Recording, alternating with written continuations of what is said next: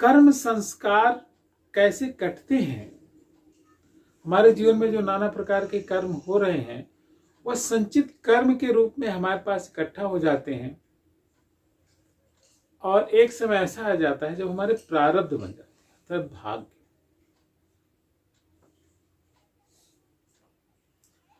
बहुत सारे कर्म ऐसे हैं जो कैसे कटें, कैसे हमारा जीवन अच्छा हो। कभी कभी हम समस्याओं में जब आ जाते हैं तो लोगों के पास बड़ी चिंता होती है और लोग सिद्ध महात्माओं से लेकर के डॉक्टर से लेकर हर जगह जाते हैं, और ये जो हमारा कर्म है आज का, यही हमारा कल बनता है। अर्थात हम अगर गेहूं बो रहे हैं तो 3-4 महीने बाद हम गेहूं की फसल काटेंगे। एक सामान्य उदाहरण बता रहे हैं, अगर हम आम का पेड़ लगा रहे हैं तो आम का फल खाएंगे, बबूल का पेड़ लगा रहे हैं तो बबूल की लकड़ी हमें प्राप्त होगी।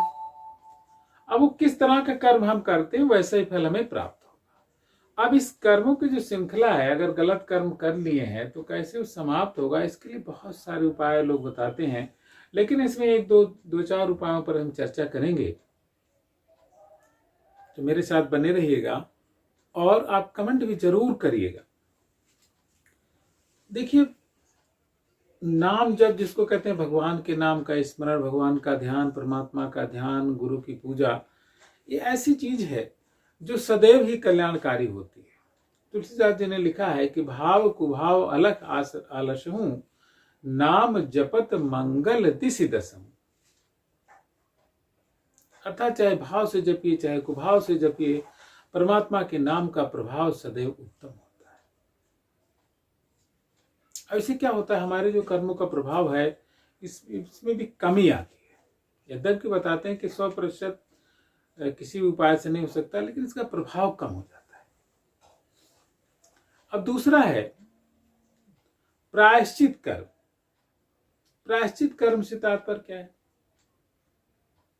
कि अगर हमने कोई गलती की है तो उस गलती के लिए प्रायश्चित करें। पहले जमाने में होता था कि जैसे आपने सुना होगा कि गोहत्या हो गई, अब किसी से अगर गोहत्या हो गई तो उसके लिए चंद्रायण व्रत वगैरह का प्रावधान था, जिसके द्वारा वो शुद्धिकरण, आत्मशुद्धिकरण करते थे। अर्थात बहुत दिनों तक खाना नहीं खाना और अपनी गलतियों को भगवान से क्षमा मांगना, ये सब ऐसी चीजें हैं जिसको हम प्रायश्चित कर्म कहते हैं। क्रिश्चियन धर्म में भी भगवान के सामने क्षमा मांगते हैं। तो इस प्रायश्चित कर्म से क्या होता है, हमारे कर्म फल का प्रभाव कम हो जाता है। अगर किसी के प्रति हम कोई गलती किए हैं तो हृदय से उससे माफी मांगनी चाहिए। ये मानवता भी है और एक गलती आत्म परिष्कार का एक साधन है कि हम अपने भीतर सुधार करें। सेल्फ रियलाइजेशन जिसको कहते हैं कि सेल्फ रियलाइजेशन होगा तभी हमारा जीवन अच्छा होगा। तो सेल्फ रियलाइजेशन तो हर व्यक्ति के भीतर होना चाहिए। अब इसके बाद दान करना। दान में विद्या का दान बहुत बड़ा दान है। अब इसके बाद वस्तुओं का दान है, नमक का दान है, सप्त धान्य का दान है। तो ये सब जरूरतमंद को देने से हमारी आत्मिक प्रसन्नता रहती है। किसी भी प्रकार की चीज किसी को जरूरत है, अगर हम उसे प्रदान करते हैं तो क्या होता है, हमारा जीवन उससे धन्य होता है। अर्थात मानवता धन्य होती है। जब मानवता धन्य होती है तो उससे हमारा जीवन अच्छा होगा, इसमें तो कोई शंका की बात ही नहीं। तो दान देना एक मानवता का चरम आदर्श है और हर धर्म में दान देने के लिए कहा गया है। एक धर्म का एक बहुत बड़ा अंग है दान देना, कि हम अपने लिए, भगवत गीता का अपने लिए कमाना है, वो क्या कमाना है। जब हम जो अपने लिए कमाते हो तो चोरी करते हैं। हमें समाज और देश सबका ध्यान रखना चाहिए जिससे हम भला कर सकें। तो दान देना परम कर्तव्य है। ये कर्म संस्कार काटने का बहुत बड़ा एक साधन है, दान देना। इसके बाद जो अगला बहुत ही महत्वपूर्ण है हमारे जीवन में, एक मानवता के लिए आदर्श भी है, कि हम अपने जीवन में गुणों का विकास करें। गुणों का विकास से तात्पर्य कि जो हमारे भीतर अवगुण है उसे हम देखें और उसे समाप्त करें। जब हम खुद ही अपने अवगुणों को देखते हैं और उनको गुण में बदलते हैं तो निगेटिव चीजें हमारे से दूर होती हैं और सकारात्मक चीजें आती हैं। ये भी कर्म संस्कार शोधन का बहुत बड़ा कारण है। प्यूरिफिकेशन है, सेल्फ रियलाइजेशन। इसके बाद सेवा,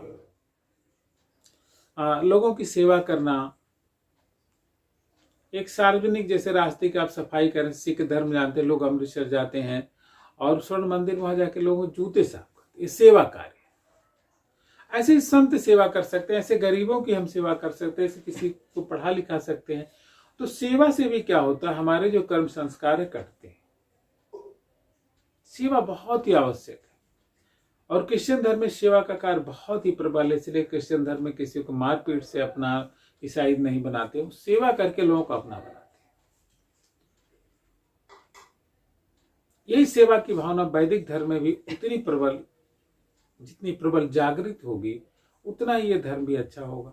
ये कोई भी धर्म जिसमें सेवा भावना है वो धर्म वास्तव में बहुत अच्छा जागृत होगा, क्योंकि सेवा से क्या होता है, लोगों की आत्मा प्रसन्न होती। कहते नहीं, नर सेवा नारायण सेवा।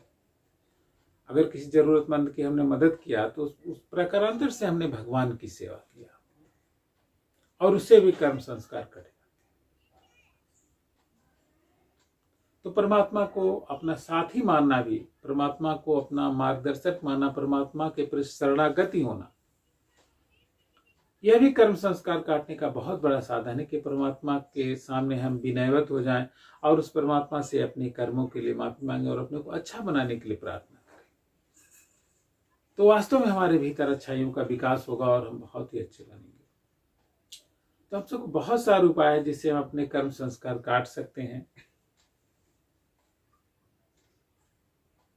और अपने को अच्छा बना सकते हैं, और जीवन के लिए बहुत जरूरी है कि हम अपना अच्छा बने। तो आप हमारे साथ बने रहे। धन्यवाद। कितना अच्छा लगा आप कमेंट अवश्य करिएगा ताकि लोगों को पता चल सके। और बहुत सारे इसमें कर्म संस्कार काटने के लिए बहुत सारी चीजें हैं, उस पर हम चर्चा नहीं कर रहे हैं, लेकिन आपके साथ हम पुनः उसकी चर्चा करेंगे। तब तक के लिए ओम।